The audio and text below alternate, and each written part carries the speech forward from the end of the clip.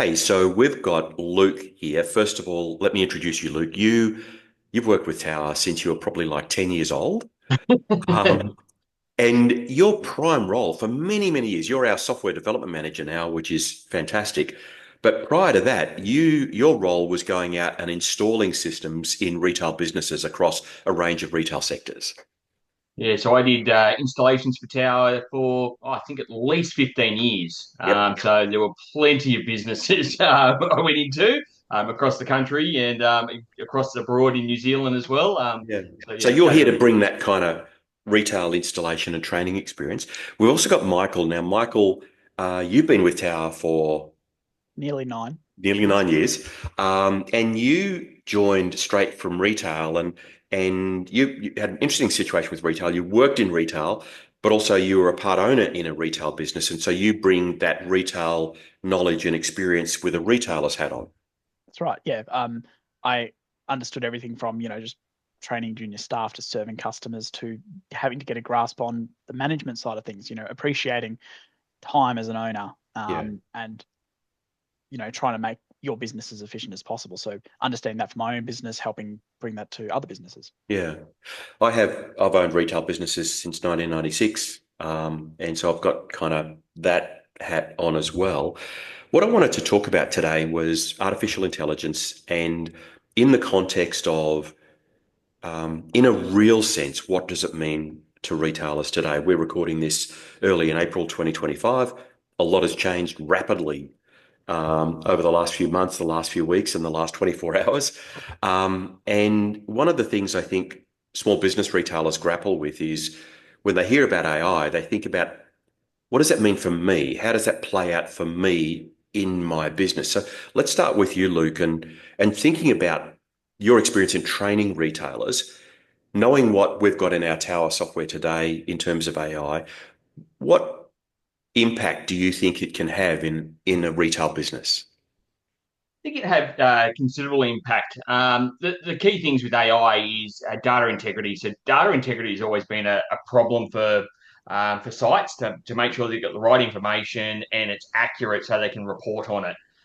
So having the AI do a lot of that hard work for them in regards to invoice arrivals and instead of them manually entering these things in, it expedites the process and it means they've got accurate data.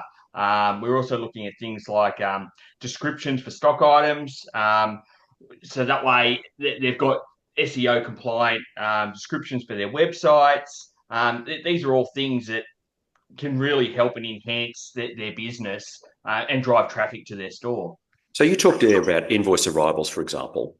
If we put that in the context of terminology that everyday retailers might understand, that's the process of I've received a box of goods, maybe $2,000 worth of stock. I open it up and I've got an invoice.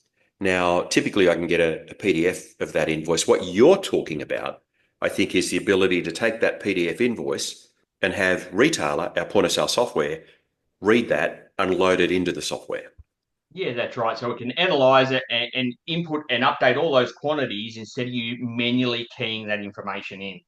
Um, And when you would train people on how to do that in the old way, I would imagine you'd spend several hours really training people on how to go through that process. Look, yeah, it's them understanding the key pieces of information, making sure they enter in the right information, and when they make mistakes, they have to go back and fix it. So the And AI now that's takes that gone. element You out. don't have to do that anymore because No, the software's doing it for them. all in one analysis of the actual invoice. It just pulls it into the grid, so that way it's ready to go.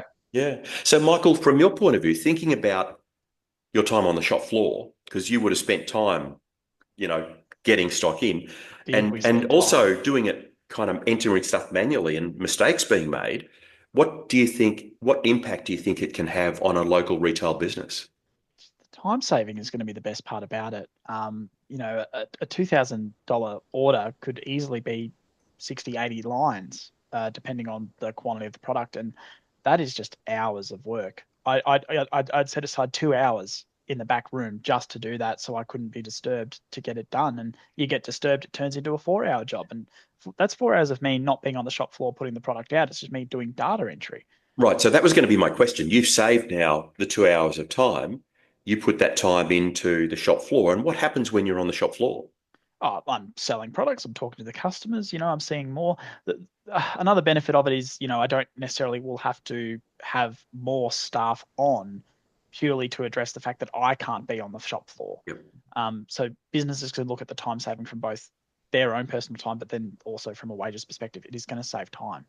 So Michael, you're looking at it from the point of view of time saving, and somebody watching this could think, well, look, Michael's young, he's a bit geeky, probably a gamer.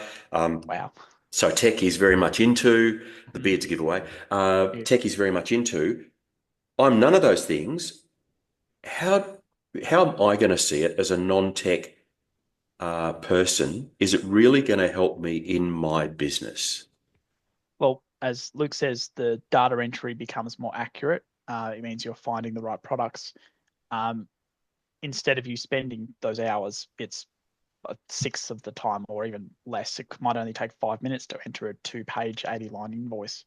Um, that's time where you get to spend on getting the products out. Mm. It's just purely time saving. So time Data, saving. But Luke, you talked about SEO stuff. And so that's search engine optimization stuff. And I think you're referring to the fact that within the software, it can generate a product description that's going to make the product more easily found from somebody searching for it online. Yeah, so online is now such a big component of retail. We've gone through this evolutionary state where it used to be just people coming in the front door. People are now shopping before they get to your front door. So we need to have ways of engaging our customers before they rock up. And that's through those SEO descriptions, and the software can create that today, and make it engaging and relatable to your customers. And So thinking about, say, a customer you've helped get up and running with the software, just thinking back over the years, somebody who probably didn't like technology that much, didn't want the technology, and somebody else has forced it on them. I don't have anybody in mind, but if you have somebody in mind, just think about that person. How do you think they would see the AI innovation that you brought to retailer? look, a lot of people are a bit scared to go down the AI path. It's not scary at all. People don't realize they've been using it for quite a while. Google Maps is a prime example. Um, so once they actually go and use it and try it, you'll find that they will absolutely they won't believe they haven't used it earlier. It'll be one of those things that they take a duck to water and they just go, "Wow, this is amazing." And And what they'll is that find what you is, found in your own use of AI kind of within your area of work? yeah, it is, because the content that they're actually getting now compared to what they were generating before is 10 times more detailed than what they were ever producing. So they're seeing the results. You're getting instant results straight away. So, I Michael, could get. you've seen what's in retailer today. Hmm. Um, you're talking about time saving. Do you think it helps people make more money? Well, SEO optimization and the feature of that specifically helps drive traffic to your website. Um, um, does it help you save money? Well, it will long run. Any AI feature will, because as we already said, time is money. So But saving time on that. yeah, the Uh, fact that I can see where I sit price wise with other retailers around me, I think is a big. using using the price analysis psychology tool. Yeah, just when you're adding a product for the first time, you're going, I don't know what anyone else sells this around me for. And Yeah, you can use a price analysis to work out whether it's your standard, a promo, or I forget the other one. Um, you can get your 3 different price points to help you learn what the pricing psychology around your area might be. Promotional pricing would be this, whereas standard pricing would be this, and exclusive pricing yeah. is the top one. The higher end. If you're a higher end business, you could go there, or you could go somewhere in between. Use it to get an idea um, of what it should be. Because if I got a product that I had no idea about, but I just wanted to try it in my business, I'd instantly go to that and be like, what does this really sell for? You get to talk to a lot of Tower customers today in your role with the company. Hmm. Is AI coming up much in those conversations? It's people who are excited for the features are always asking about it. Yep. I definitely have one that is really excited for the PDF stuff. Yep. So be able to import the PDFs. No, not one. I'll start losing count if I start thinking of them, because they're just so excited for fast ways to do stock.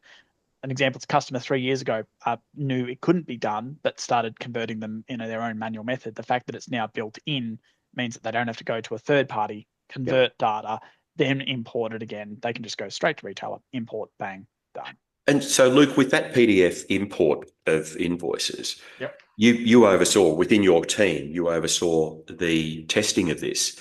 And I imagine you tested hundreds of different invoices with this. Yeah, it went through vigorous, vigorous amounts of testing. We actually had a lot of our users email in sample invoices that we could throw at it just to see how it would perform. And look, it performs extremely well. Yep. You're always going to get the outlier where sometimes it won't be 100% accurate, but it still does import, let's say, 90% of the data, and then the user can go and make those 10% of changes, but it's still saving them 90% of the time. And you can see that bit that's inaccurate, you can see that it's inaccurate. Yes, that's right. You can see it there in the grid, and they can make alterations as they need to.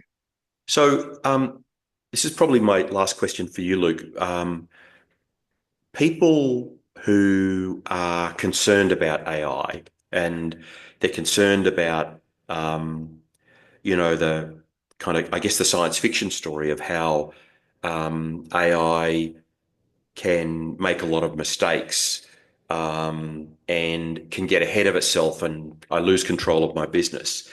How much of that is in your thinking as you're working with your team on developing AI tools in retailer?